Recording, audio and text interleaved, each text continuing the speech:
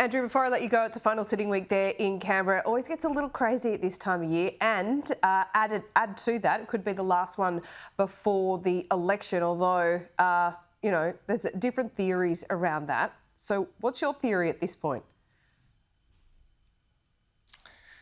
Gee, you put me on the spot there, Laura. Sorry. Look, I'm sticking with May because I think the Albanese made a Freudian slip in our interview, but there's certainly a belief. No, it's not just the opposition's really pushing this the elections in March line, right? They firmly believe there won't be a budget.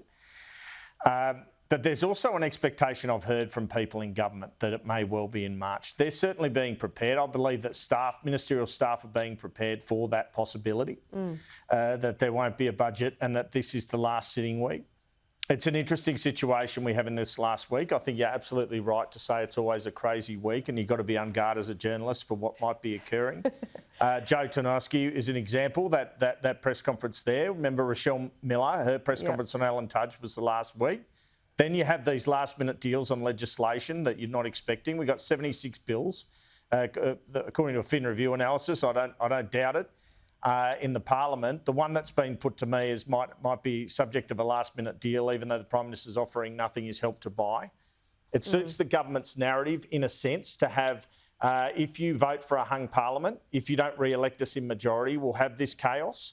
We'll have the opposition blocking student caps, attempting to block HECS debt relief, the student debt relief. We'll have the Greens blocking these housing proposal and other measures.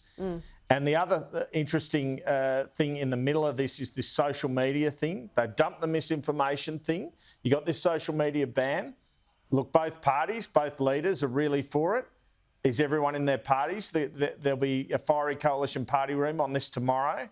Will they get that through in time? What's the necessity, given the actual proposal doesn't occur for a year? What's the rush? Why couldn't they do it early in the new year if indeed they're coming back? So it's a really interesting week, frankly. It's a week where you should tune into Sky News for all the twists and turns in the federal parliament. Absolutely, we will do. Andrew, thanks so much. Appreciate it.